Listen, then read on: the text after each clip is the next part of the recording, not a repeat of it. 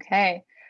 Welcome, everyone. My name is Jamie Costa. My pronouns are she, her, hers, and I am the Gallery Experience Associate at the Los Angeles Municipal Art Gallery.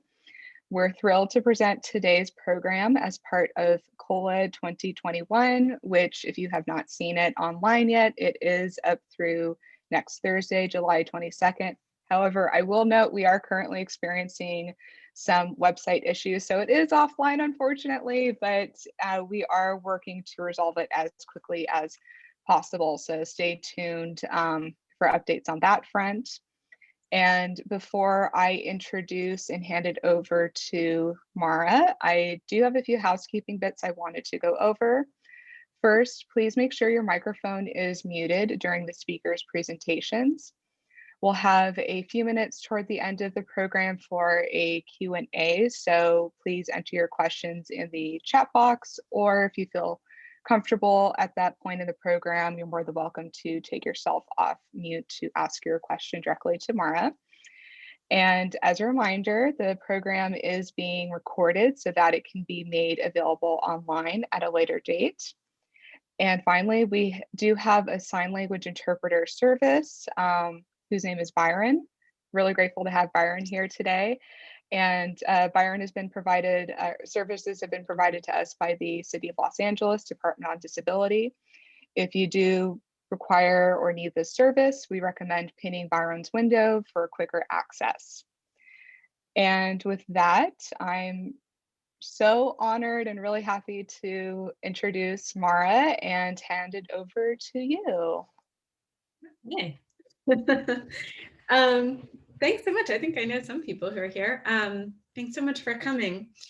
So today I'm gonna do a little mini presentation called Tour of Los Angeles Real Estate Fraud.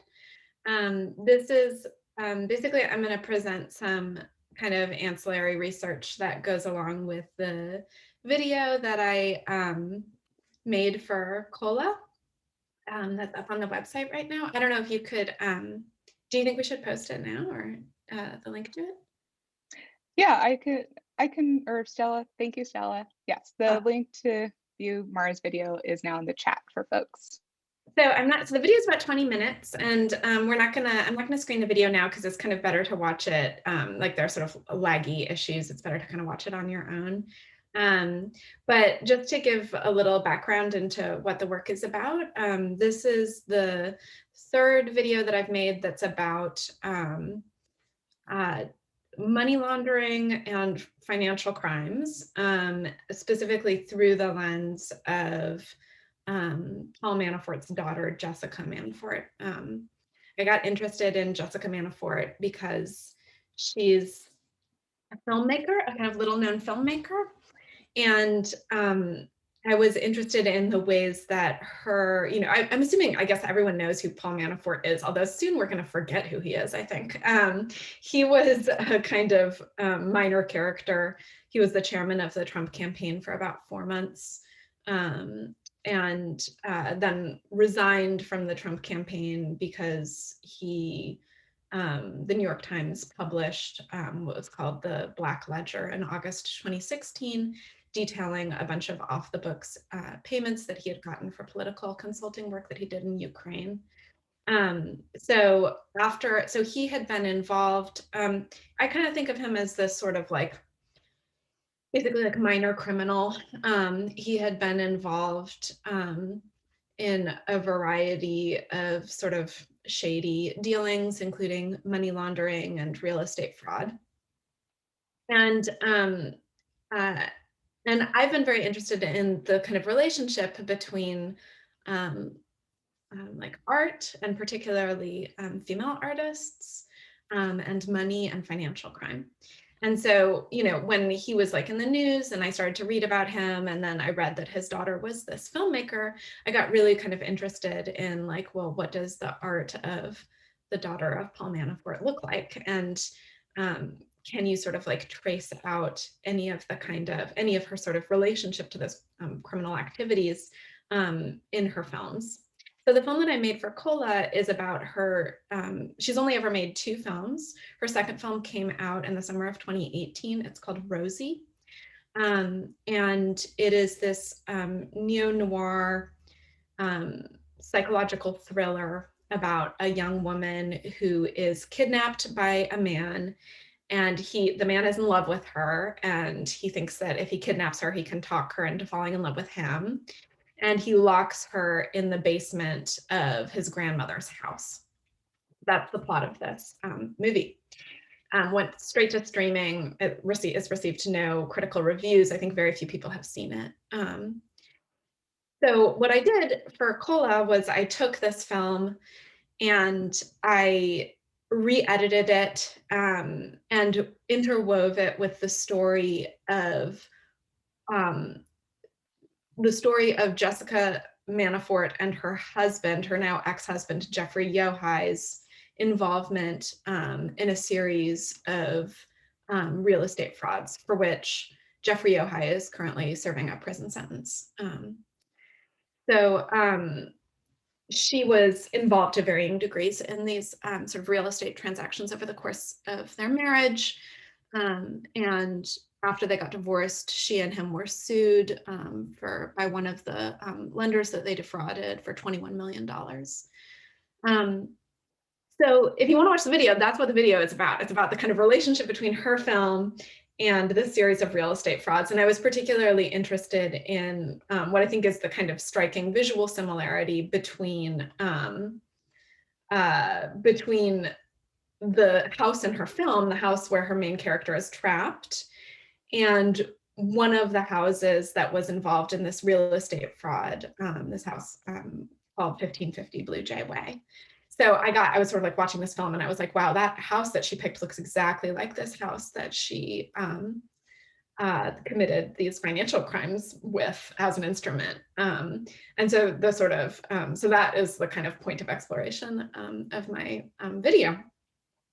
So anyways, so what I'm going to show you now is not that. Instead, I'm going to show you some, in the video, I really kind of like focus on this one house, as the title of the video is 1550 Blue Jay Way.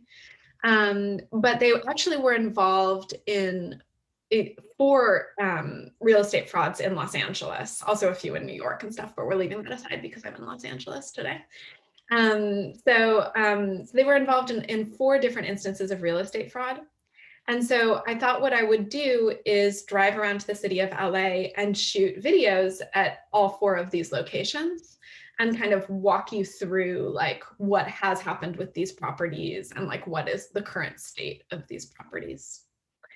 So I will get started.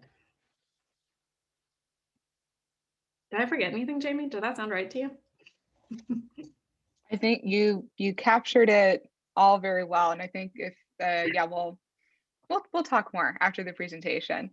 Yeah, if anyone has any questions, feel free just to unmute yourself. Like I know this is sort of presentation style, but I really I like to chat, so I don't mind. How's that look? Look okay? Yeah? Yes. Okay, great. Okay, so here it is, a tour of Los Angeles real estate fraud. So I just thought I'd start with a picture of our characters so that you can have a sense of who our subjects are. This is Jeffrey Yohai on the left, and this is Jessica Manafort on the right. They were married, they eloped in 2013, kind of against their family's wishes. So they got secretly married. I was able to find one image ostensibly from their wedding, although I haven't been able to find their marriage record. But this kind of randomly showed up in one of my million Google searches. So this is from when they got married, I guess, and there's nobody there. So they sort of like snuck off together and got married because this was not the beginning of his criminal activity. He had allegedly lots of problems with gambling debt and all kinds of sort of like drug issues and stuff like this. And so she was forbidden from marrying him and kind of married him against her father's wishes. Okay, so the tour starts in Los Feliz, actually pretty close to where I live. So in June 2014, an entity, a corporate entity called Mount Yohai LLC, purchased an empty plot of land at 2521 Nottingham Avenue. And it was purchased for $770,000. I've looked up this plot of land, and I'm not in, actually, since Yohai purchased this, no one else has bought it. So I don't know what that means. I don't know who owns it right now, if it's been seized by the government, or some of the properties have recently gone back to Paul Manafort, who's out of prison now, of course. Yohai is not out of prison. He'll never get out of prison, I don't think, and he'll serve his full sentence. Because he didn't have political friends in the way that Paul Manafort did. So anyway, so I don't know. So currently, you know, like in the sale record, this is the last sale of this property. So I'm not going to go, it would be very boring if I told you everything, but just to give you a kind of example of the sort of things that he was doing over and over again. So he purchases this property in June 2014. And then in September 2014, he takes out a loan against the value of the property. Although in this case, the loan is not from a financial lender, but is rather from this property management firm called Abra Management, Inc. And so like what Yohai would do basically is he would buy these properties and then tell people he was going to develop them. He was telling people he was a real estate developer. And then he would get a loan, like a construction loan, against the value of the property. And then instead of building anything, he would just spend the money. So, and he did this kind of like over and over again. So this is the sort of pattern. I got curious about what Abra Management Inc. was, because it seems weird that a property management company would loan him $400,000. I don't know who they are, but I can tell you that they have really poor Yelp reviews. Here's from, they have 1 star, and they have a lot of reviews. People really hate them. So just some highlights. These people are the worst. For the record, I always pay my rent on time, but they're constantly charging you with mysterious fees and threatening you if you don't pay. Even if you never got notice you owe something. Their phone number never works if you need clarification about a charge. Horrible, horrible company. The city really needs to investigate them. So, oh, and this is a city event. How perfect. I think we're in the wrong department though. So I don't know what the deal with these people are, but they loaned him some money right at the beginning of his little criminal enterprises in Los Angeles. So here's the property now.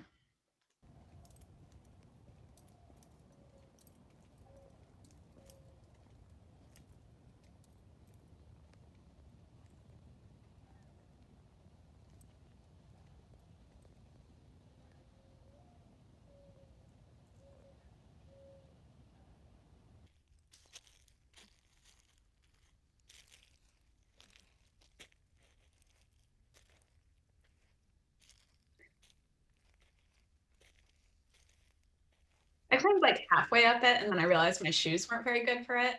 There was a lot of coyote poop. That's my analysis of this hillside.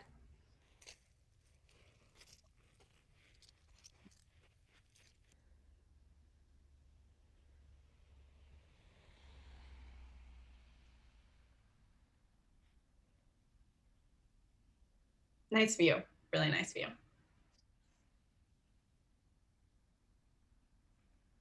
But still nothing there.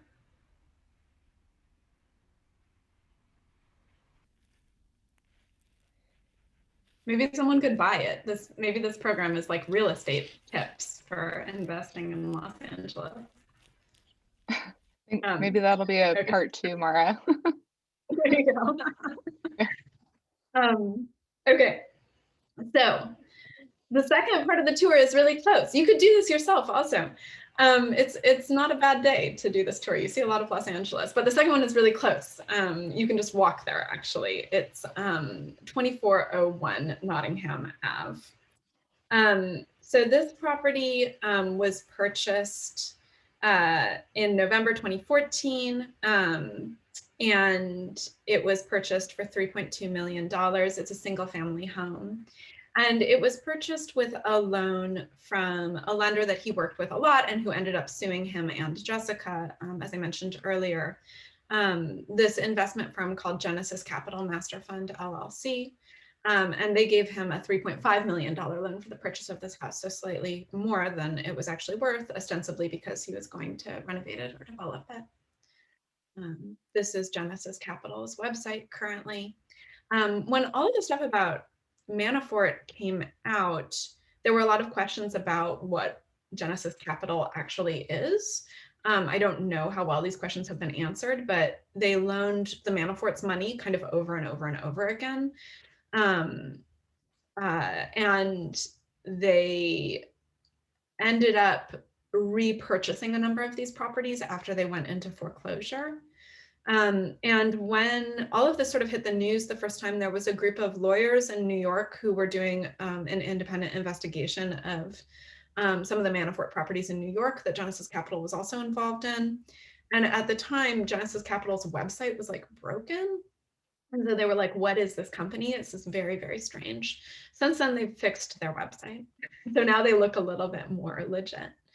But you can see that they're like sort of advertising themselves as flippers. This is what 2401 Nottingham looked like when C.O.L.A purchased it. Some images I just found on an archived website. Here's an image from the Google Maps, actually, of it in development. So in the years since this property went into foreclosure, it's been bought and sold a number of times by developers. And it was recently sold after these developers purchased it and then renovated it in 2017. It was recently sold in June 2018 for $8.495 million. So this is it during its renovation. And then here's this video that I found from the developer. What's up, everybody? Welcome back to Hastings and Novak Estates. I am Jason Hastings. Today I am going to take you on a tour of one of the most gorgeous houses in all of Los Feliz. We just closed escrow on this property a couple weeks ago. It's a 6-bedroom, 9-bath home, 7,200 square feet, completely renovated, just gorgeous. Enjoy the tour.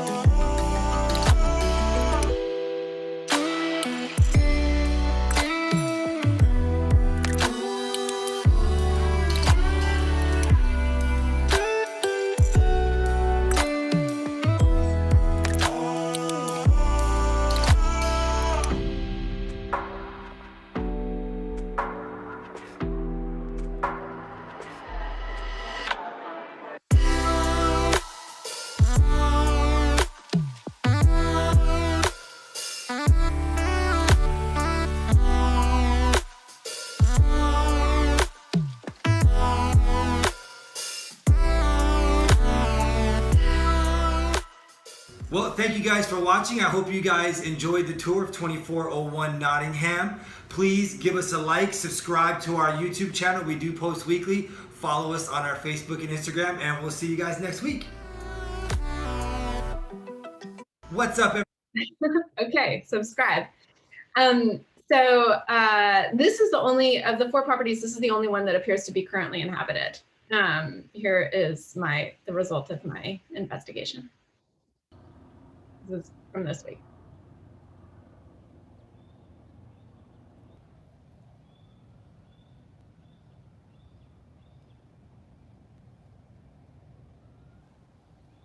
I'm gonna get very close to this one because it has a big fence.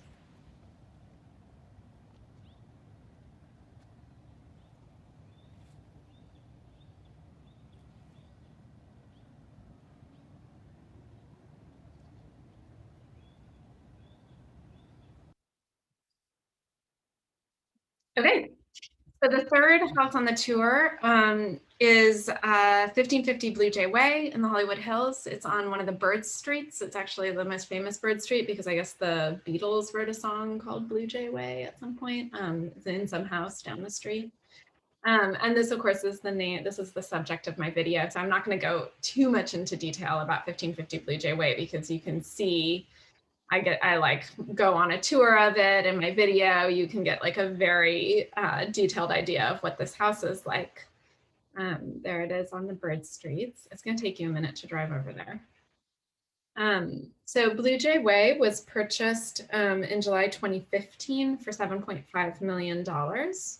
And it was partially purchased with a loan from Genesis Capital again for $4.85 million. And with a second loan from a private investor for $3 million, the private investor went under the corporate entity DJ Blue Jay Way LLC. Also, I haven't really been talking about this, but all of these are different LLCs, right? 1550 Blue Jay Way LLC. He had a whole sort of system of LLCs, some of which owned each other. So this other private individual, DJ Blue Jay Way LLC, it turned out to actually be Dustin Hoffman, invested $3 million into the purchase of this house. In April 2016, he does the same thing. And I've left out some of these details. He actually takes out numerous loans against the first property, the empty lot. That one, he gets loans over and over, including a loan from Kathleen Manafort, his mother-in-law. He's got multiple loans that are secured against that property. Blue Jay Way, he gets the second loan from an investor called RS Lending Inc. For $884,000. And he has plans drawn up with the city to tear this property down and build a spec house, which of course he never does. So this is current. No one is living currently in this house.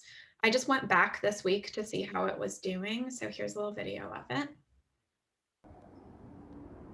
It's been renovated since, so Genesis Capital rebought it, and then they sold it to a developer called Sridhar Equities.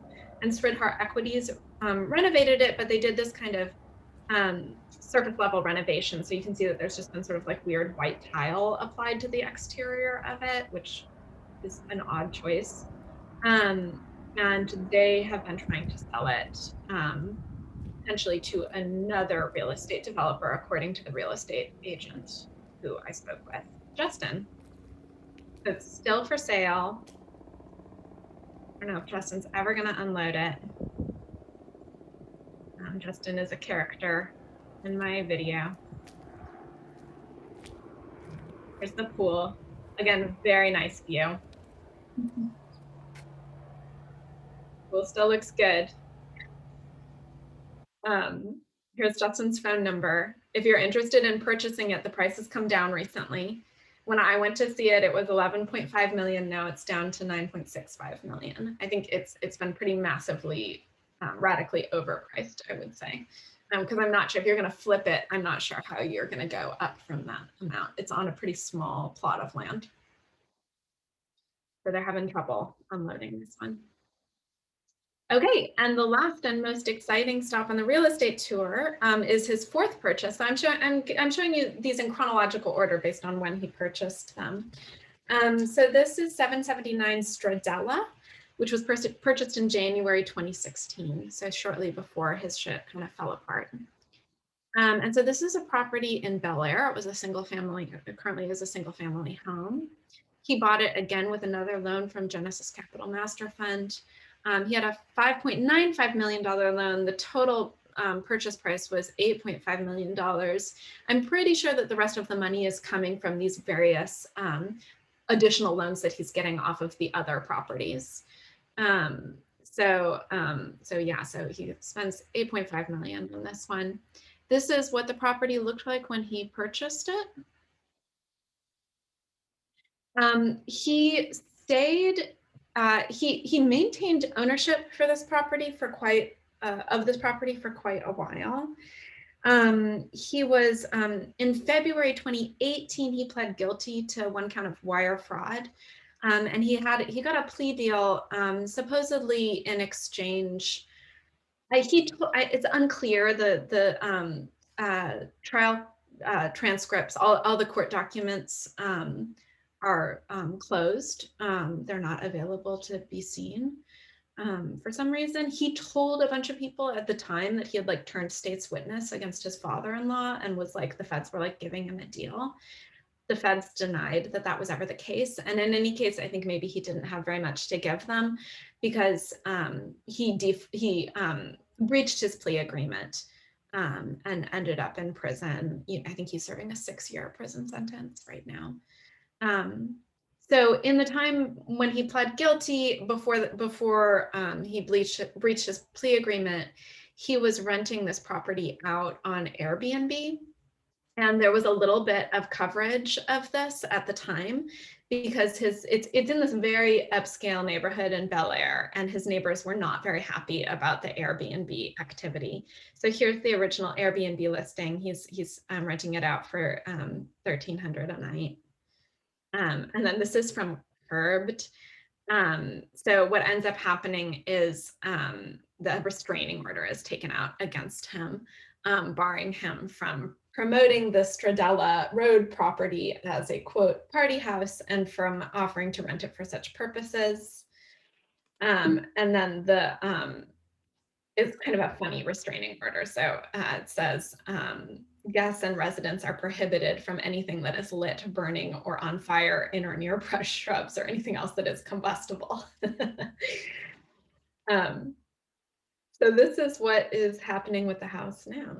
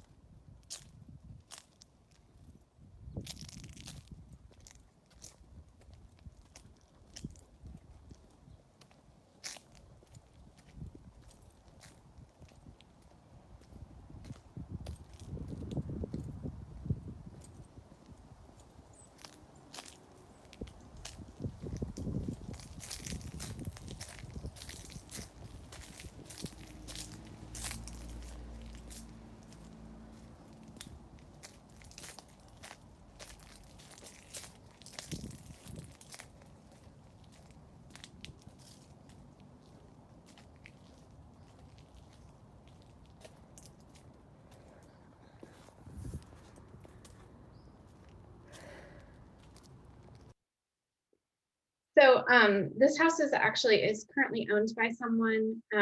It was purchased in June 2019 for 6.6 million. I found a demolition request, so it hasn't been approved by the city, at least according to the online records. So someone is planning on tearing this house down and presumably building a spec house there. But for now, it's very, very empty. And that is the end of my tour.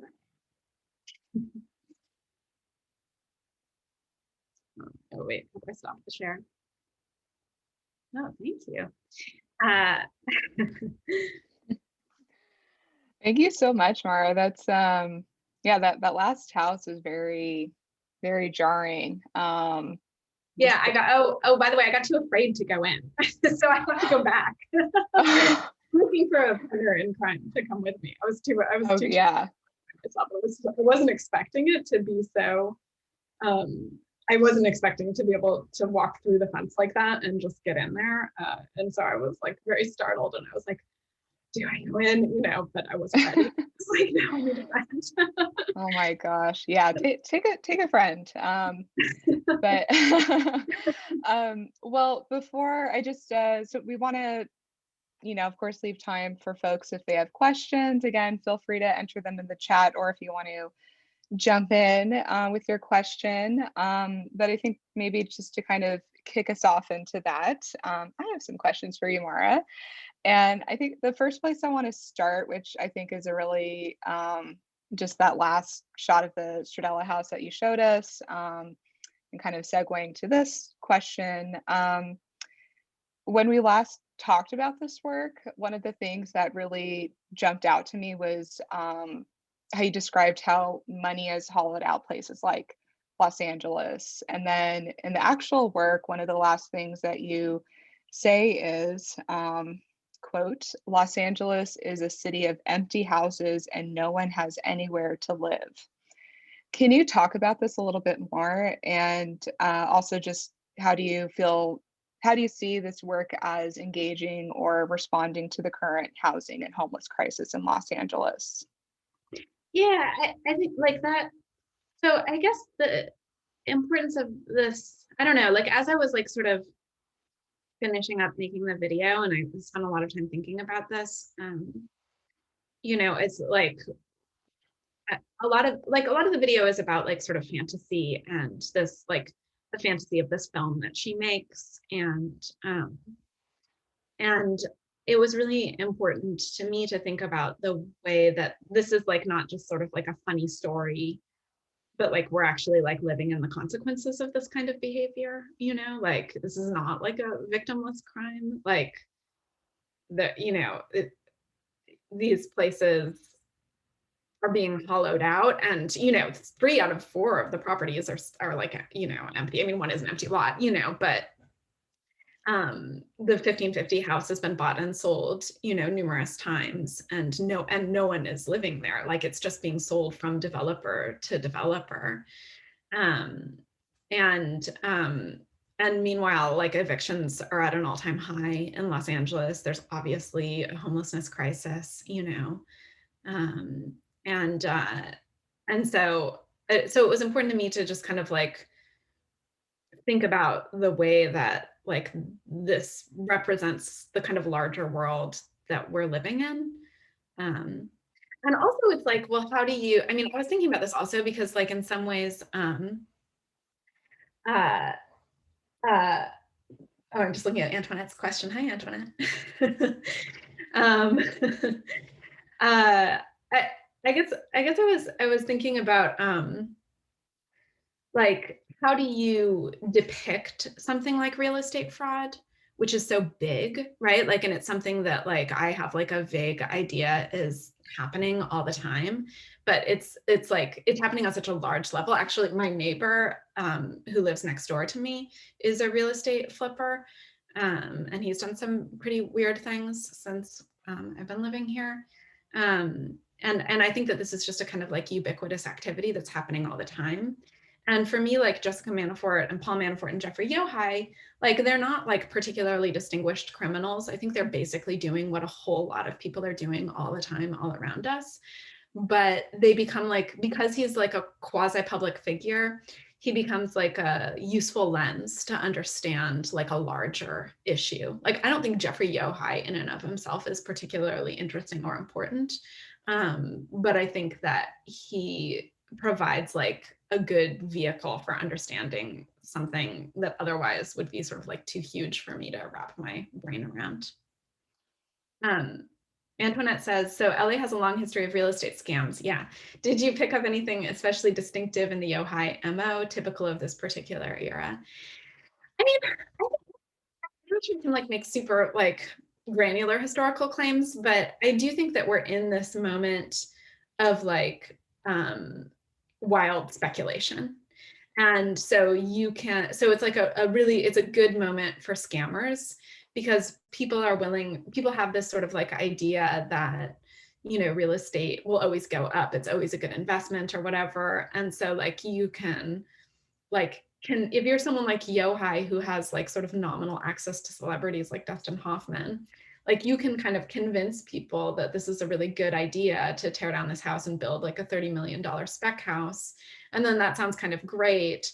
And then you can just sort of like pocket the money and like, you know, do it again, you know. And the Hoffmans, you know, who I don't feel bad for at all, but, you know, they never got their money back. They were just like totally defrauded.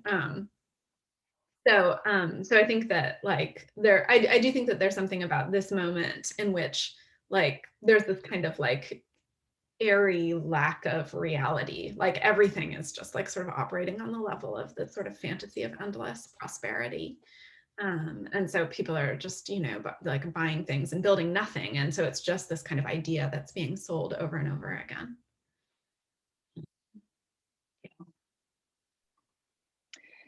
Yeah, and I think a kind of good segue to my next question, or something I wanted to talk a little bit more about, is just, you know, throughout your work and then also throughout the tour that we saw, you obviously did a lot of research and just looking at the money and like the paper trail, so to speak. And to me, that really, you know, just really helped to exemplify the just exploring of the economic complicity that's behind real estate fraud, money laundering. And I'm curious if you can talk about a little bit more about your interest in exploring economic complicity, and how did it change or expand your process, research, and understanding, particularly of Jessica Manafort and privilege in general. Yeah. I mean, I think like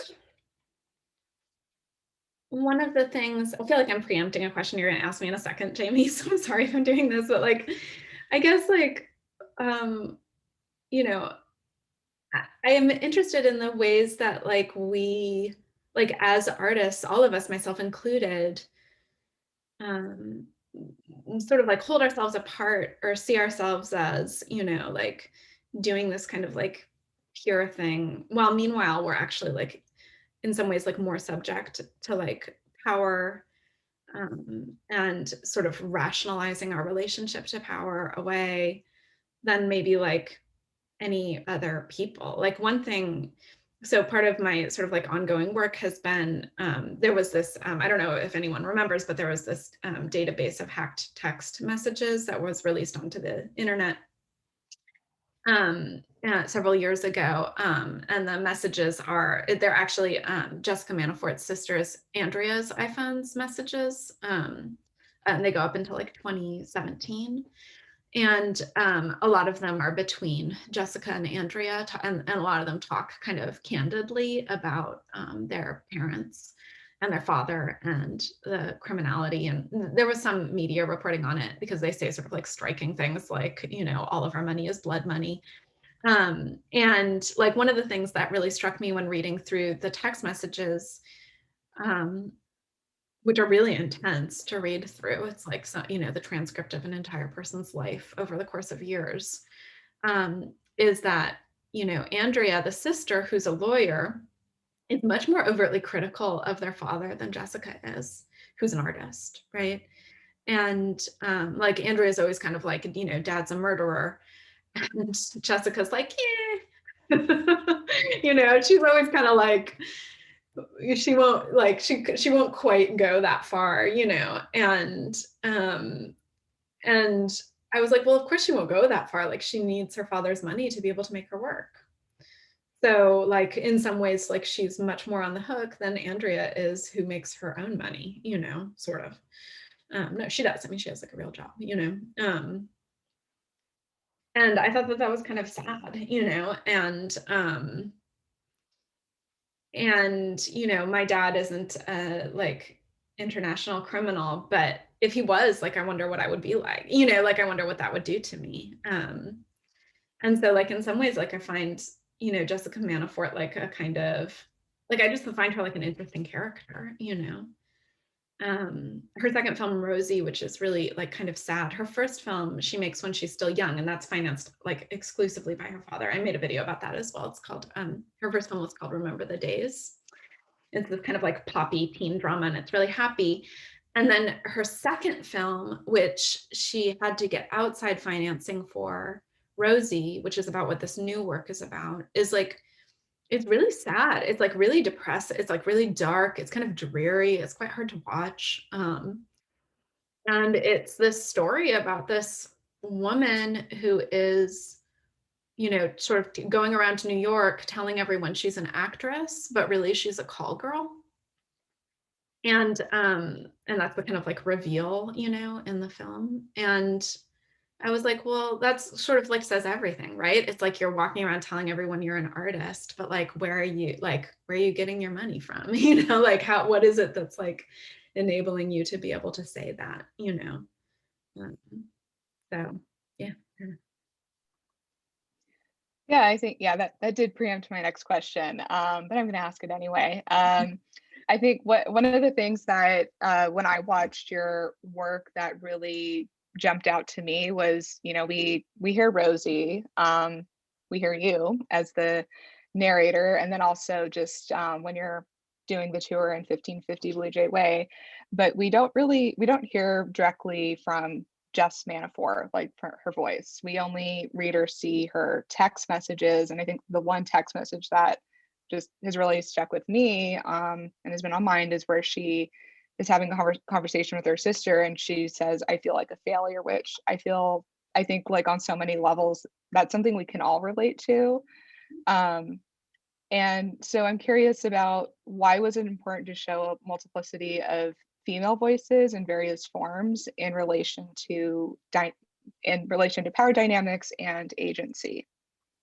Yeah, I think I'm like really interested in this. And you know, I in my last two videos I've started putting myself like as characters into the videos, even just like in the little stuff I show you, like breaking into little abandoned lots in Bel Air or whatever, like, you know. And in the Rosie video I go on this tour of the house and talk to the real estate agent. And I guess I'm sort of like interested in my own complicity in that, or like her as a kind of alternate version of me. And I've been thinking more and more about like what it means to be a political artist. There's this really beautiful essay by the artist Andrea Fraser where that she published as part of the Whitney Biennial like years ago, called, I can't remember what it's called, like There's No Place Like Home or something like that, where she talks about like the ways that like a lot, you know, like in the art world, like we're talking about politics all the time, you know, like we're sitting here, like I'm sitting here talking to you about real estate fraud, right? And like we're all sort like excited to do this. And what Fraser says is that like this is a thing that's happening in the art world all the time, right? It's like everyone wants to talk about politics, you know, in the space of like art talks or in their work or curating shows or whatever. And she's like, but the thing that we're like not talking about are the politics that are in the room, you know, like the thing, like my direct relationship to power, right? Like not just like this real estate fraud that's happening outside of me, like way over there, but actually like everything that I do is to participate in this sort of system, this hierarchical system, which is based in domination and largely based in like, you know, economic domination, but also, you know, obviously like racial domination, gender, you know, patriarchy, right? Like, and she says, you know, the reason we don't want to talk about that is that if we were really to deal with it, we'd have to deal with our own like unpleasant feelings. Like a lot of the ways that those power dynamics manifest are through like feelings of jealousy and anger and greed, right? Like wanting to get something, right? Like wanting to have something or get an opportunity. Um, and um, and so like I've been thinking in my own work more and more about like, well, first of all, I think the multiplicity of female voices is really important because I do think of my work as feminist, but I'm also like not really interested in a kind of feminism that's just sort of like go women. Like as a white woman, I really feel like I have this sort of, complex subject position in which on the one hand, like you can say that like I definitely face like the sort of same, systemic oppressions through patriarchy. But on the other hand, like I also am the recipient of a lot of privilege as a white woman. And so like I've always been kind of interested in a feminism that can sort of talk to both things, right? Like both critique the sort of patriarchal and capitalist structures that are outside of me, but then also critique the way that those structures are internalized through my body. And yeah, and so that's sort of like, I guess, one of the ways that I'm trying to work through complicity in my work. Was that clear? Sort of. Yes, yes. Yeah. I also want to just, reiterate to everyone, if you do have a question, please, please jump in, whether that's in the chat or if you would like to take yourself off mute. And Maura, I don't know if there is a question from Mary that I don't know if you want to address now. It sounds like the loan process is a vicious circle and in a bubble. Did you find any ways that the loan process could be broken into?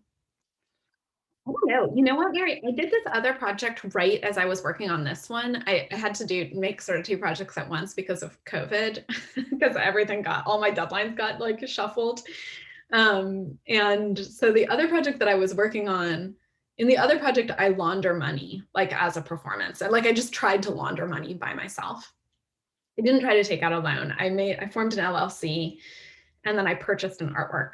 And then I purchased the artwork as a sort of vehicle to funnel money through, and then resold the artwork afterwards. And the thing that I learned from, and I talked to a lot of financiers, like I did all this research to try to figure out the right way to do it.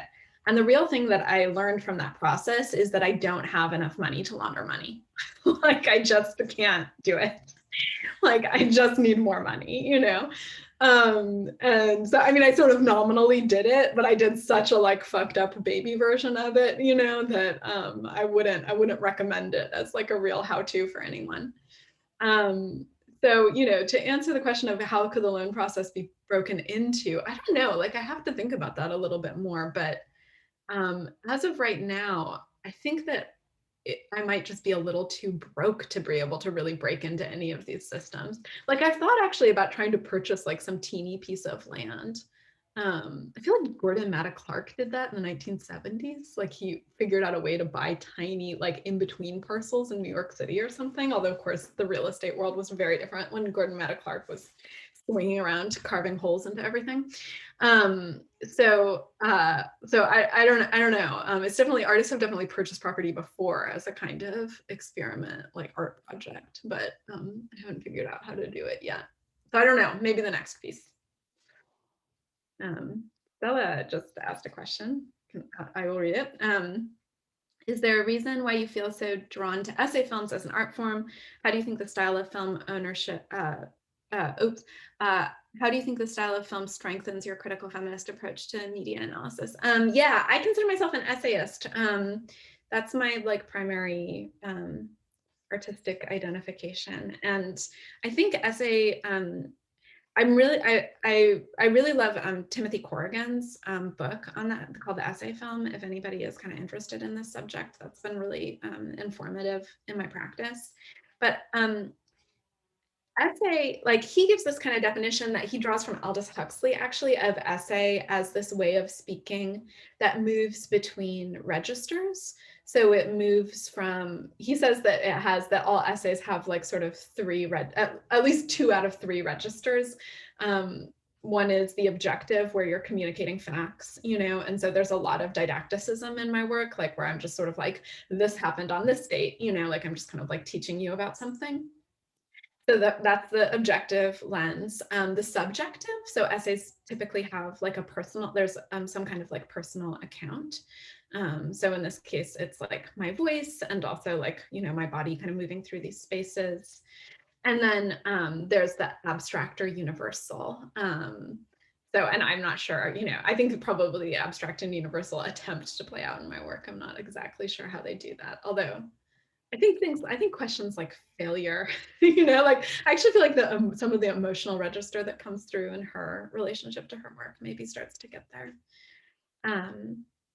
So that's sort of like, I mean, also essays are very associative, so they can like weave things together from multiple places, which is very much just kind of how my brain works. Like I like the inside of my brain is like a kind of one of those like, you know, um, uh, thing where it's like everything is connected with the red spring or whatever, like that. Like that's my biggest problem is generally just trying to like unfuck that so that people can understand what's happening in my brain. But that sort of like associative mode where like one thing connects to something else is like very much just sort of the way that I think. I will put it in the chat, the name of the book. It's called The Essay Film, and it's by Corrigan. Oh, oops. I just sent that to not to everyone. Yeah.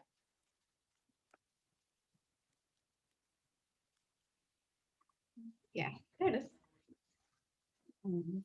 Yeah. Oh, and also I should say that other artists, like one of my teachers was Vanillin Green, who works in feminist essay video. Like, I think that there's this long kind of like beautiful history of feminist essay video, particularly. And that there's something about like, I feel like there's something in the like sort of, you know, feminist imperative that like the personal is political, right? That it's not just that I'm relating a bunch of didactic facts to you, but that my voice and subject position are like my experience is part of that, is part of the experience of knowledge, I guess. Let's see. Have you invested any cooperative or collective home ownership groups? Is this a possibility for artists? I have not, but my friend Olga Kumandoros, who's also a wonderful artist, who was a C.O.L.A recipient a couple years ago, she has done a bunch of work into looking into this. There are some in Los Angeles, and it comes out of this sort of moment of collectivism in the 1970s. Yeah, I mean, I also, I mean, there's nothing official about this, but I live in a quasi-collective way. Like I'm very lucky I live in this really beautiful place, but it's only possible because a friend of mine subsidizes me and another friend to be able to live here, you know? And so like, you know, I think what ends up happening in Los Angeles is there's this sort of like echelon of people who are like buying and selling these multi-million-dollar homes, none of which are totally financialized, which don't even function as shelter anymore. And then the rest of us are just kind of like trying to like band together, you know, to be able to find a place to live. Yeah. Great. Well, I have one more question for you, Maura, and I want to circle back to when you talked about essay films and just, you know, them being associative and also just, you know, how the importance of personal experience. And I think one of the things that really struck me about 1550 Blue Jay Way was the first, I think it was roughly the first half of the film presents this dual narrative of Rosie and then Jess Manafort and her story. And then it switches to your personal experience of touring inside 1550 Blue Jay Way. And I know we talked a little bit about it when you were still making the work, but for everyone here, can you tell us a little bit, walk us through this creative decision a little bit? Sure. How was that experience? And the other part of the question is, you know, you've obviously done a lot of investigative work too, and I know a large part of your practice also is also as your, you know, private investigation. So I'm curious if you can tell us how that aspect fed into this particular personal experience of the film and how that will carry forward in your work moving forward.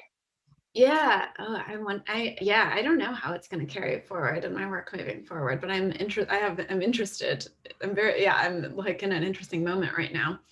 I just realized, like, I think that I'm sort of happiest when I'm like kind of traipsing around Los Angeles. And I just realized, like, I was working on this film and I was looking at the Zillow listing for this house, and it was like $11.5 million. And the Zillow thing popped up and was like, do you want to tour this? Are you interested in this property? And I was like, what if I say yes, And so I did, and then I immediately got a call back, and I just realized how insanely easy like, you can really just, I mean, it's just, people will just let you in anywhere, So me and my roommate, who's an architect, who's wonderful, who helps me a lot with this film, actually, and just his like architectural analysis. So we went together and kind of pretended to be this couple, and got this tour where this guy was talking really openly about Manafort. He ended up sending us all these blueprints that Manafort had made up. And it was just this kind of like delightful discovery that like I could do that, and that people will kind of talk to you or accept you at face value to some extent. Yeah, even just like when I was this week going to visit all those properties to shoot this video for this, I was like, God, like, I'm having such a good time, like I'm actually thinking of calling Justin, the real estate agent, back because he's having so much trouble selling that place. And I think I might just come clean and tell him who I am, I don't know. He's in my video. He did give me permission to film him on video. So, but I don't know that he knew where that was going when he gave me that permission. But yeah, the other thing you're talking about is that I've been lucky enough to be working for a private investigator, which is something that I'm just starting to do full time right now. And it came out of this work, actually. Like, I was doing my own investigations and kind of figuring out how to pull court documents and stuff. And so my boss saw my work and offered to train me. And so now I'm doing that full time. And it's been really amazing. Like, even since, like, I've been doing it more and more. And now I know things that I didn't know when I was working on this work. Like, there's stuff that I should have pulled, like things that I could have gotten, that I'm starting to go back and look at now. At some point, like the thing about Manafort and Yochai is they're not, like I said before, they're not terribly interesting criminals. They're kind of low level, which is why they ended up going to prison in the first place. Like, the people who are the real criminals are not going to prison. They're not getting caught like that and going to prison, Like, I was really disappointed when I started working on this project because I looked up Manafort in the Paradise Papers and the Panama Papers, and he's not in there, which I was super bummed out about. But the reason he's not in there is because he didn't have enough money, like, he's not at that level. So at some point I'm going to have to like turn my sights to something else, but I feel really sort of invested in this process of investigation. And I'm also really interested in kind of physically going to places and talking to people. I guess one thing that I am thinking about right now is when I was in the process of making this LLC to try to launder money, the way that you do it is you form LLCs under these people who are registered agents, who basically just, like, their job is to sign corporate documents for people so that they like have these anonymous LLCs. So if you look up my LLC, it goes to Rose Garcia in Cheyenne, Wyoming, instead of to me. And I'm very curious to meet Rose Garcia. I've tried to email her and she has not responded to me. But I have a real interest in these people who are registered agents and like what their lives are like. And so that's a thing I've been thinking about getting into lately. Yeah. Very, very, very interesting. Well, does anyone have any other questions for Maura? No, I think Thank we you so can much. end it here. Yeah, no, thank you so much, Maura. That just, again, if you have not seen 50/50 Blue Jay Way, please see it. It is really stellar. And we'll make sure to send everyone the direct link to view it. It will be up through next Thursday, July 22nd. And just on behalf of, oh, thank you, Stella. And on behalf of the gallery, Maura, thank you so much for your time and just really generous support and just being here today and sharing insights. And thank you for everyone who joined us today. I also want to acknowledge Byron Velasquez, excuse me, who is our sign language interpreter today, and also Rick Pope, who's with the Department on Disability, who helped secure the services for today. And we hope we'll see you again for our next virtual show and what we have coming up. And have a great rest of your day, everyone. Thank you. Thank you so much. Thanks.